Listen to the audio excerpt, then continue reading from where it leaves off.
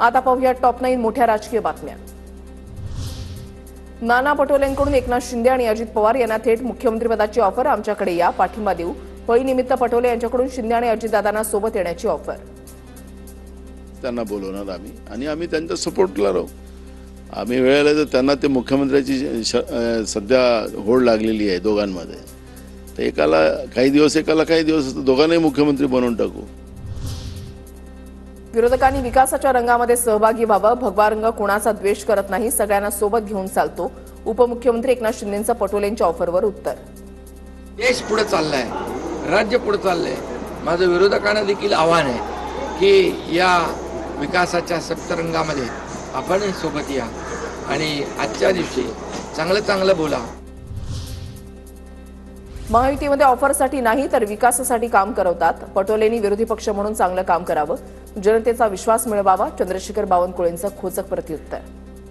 जनतेचा पुन्हा विश्वास मिळवा आणि पुन्हा चांगला परफॉर्मन्स जनतेमध्ये दाखवा, हे त्यांच्याकरता योग्य आहे। अशा ऑफर वगैरे महायुतीचे कोणी नेते ऐकत नाही।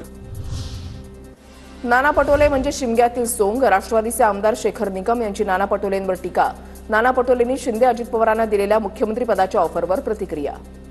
त्याचा भाग म्हणून शिमग्यात आपल्याकडे माहिती आहे कोकणात या वेगवेगळे सोंग किंवा अशी आणली जातात, त्या दृष्टीने आपण ह्याचा विचार करावा आणि सोडून द्यावा गमतीचा भाग म्हणून। जयंत पाटलांची शरद पवारांसोबत कृषी विज्ञान केंद्राला भेट। एआय पद्धतीनं तयार केलेल्या ऊस शेतीची पाहणी। पक्ष सोडण्याच्या चर्चेनंतर जयंत पाटील आणि शरद पवार प्रथमच एकत्र।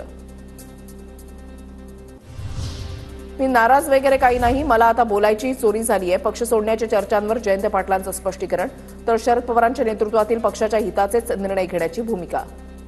नाराज वगैरे काही नाही आहे। कसं आहे, मला आता बाहेर बोलायची चोरी झालेली आहे। तुम्ही तुमचं आंदोलन कंटिन्यू करा, तुमच्या आंदोलनाला आमचा पाठिंबा आहे, अशी त्यातली ही भावना होती। पक्ष सोडण्याच्या चर्चेनंतर जयंत पाटील शरद पवारांसोबत केविकेतील एआय पद्धतीनं तयार केलेल्या ऊस शेतीची पाहणी, तर जयंत पाटलांच्या सूचक इशाऱ्यानंतर शरद पवारांनी सतर्क राहण्याची गरज। राधाकृष्ण विखे पाटलांचा निशाणा। सूचक इशारा शरद पवार साहेबांना दिला दिसतोय, तर पवारांनी अधिक सतर्क राहण्याची गरज आहे। जयंत पाटील परिपक्व नेते, त्यांचा अंदाज सांगणं कठीण। जयंत पाटलांच्या पक्ष सोडण्याच्या चर्चांवर उपमुख्यमंत्री शिंदेंची प्रतिक्रिया। बघा, जयंत पाटील हे अतिशय परिपक्व नेते आहेत। गेल्या अनेक वर्षापासून त्यांनी राजकारणामध्ये काम केलेलं आहे, त्यामुळे मला वाटतं त्यांचा अंदाज लावणं कठीण आहे। सदावर्तेंनी महाराष्ट्रासाठी काय केलंय? अमेय खोपकरांचं गुणर्थ सदावर्तेंना प्रत्युत्तर। टोल टोल टंटनाटन असं म्हणत सदावर्तेंनी उडवली होती राज ठाकरेंची खिल्ली, तर कृपाशंकर सिंग यांच्या टीकेवरही खोपकरांचा पलटवार।